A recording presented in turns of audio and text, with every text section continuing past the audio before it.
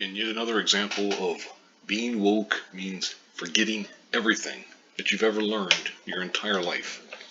This is from boundingintocomics.com. Shang-Chi, or Shang-Chi's, Simu Liu claims, "I thought playing a guy that gets beaten up by a main character was the pinnacle for Asian actors." As it says, Simu Liu has continued to ignore history in order to virtue signal for brownie points in the here and now, as the actor recently doubled down on his self-centered assertion that his upcoming Marvel film, Shang-Chi and the Legend of the Ten Rings, will finally show audiences an aspirational hero. Liu revisited his pompous rhetoric during an August 31st Reddit AMA session hosted by the Marvel Studios subreddit.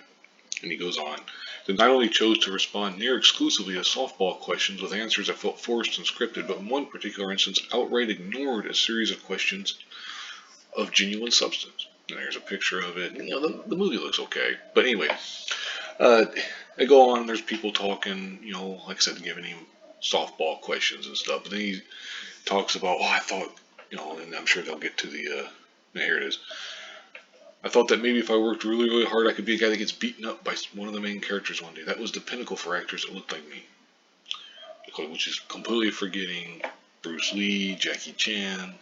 I mean, Sony Chiba just died the other day, and there was a huge outpouring on Twitter and social media in general about it, and people talking about how much they loved him and all this kind of. It's like, dude, this is like when they were going on and on about, Captain Marvel's the first time that we're going to get a strong female lead character, or Black Panther's the first time we're going to get a strong black superhero, and on, all that kind of shit. And it's like, they forget all the movies that come before them, and it's offensive when they do that, because it's, the Alien movies, Terminator, Sigourney Weaver, Linda Hamilton.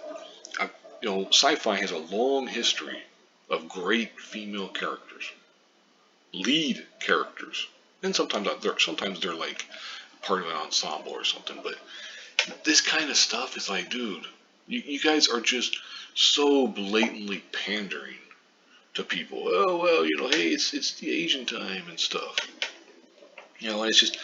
It's just ridiculous.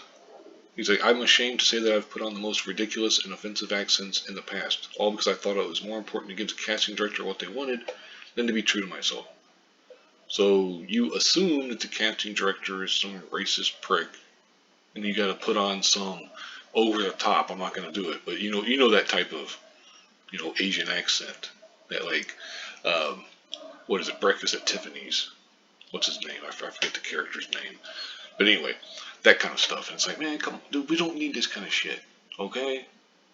You can just come out and say, hey, I'm proud to put one more great Asian character or Asian role into the collection of great Asian roles over the years. Say that instead if you want a virtue signal.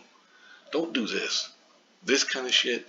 Oh, well, finally, here's an aspirational character. Finally, I thought that was the pinnacle for actors that looked like me. I thought it was all Asian guys could do was get beat up and stuff. And it's like, man, get the hell out of here, dude. That's ridiculous. Absolutely absurd. I'm going to go ahead and wrap this up here. I don't want to make this too long a video. Thank you very much for watching, and have a good one.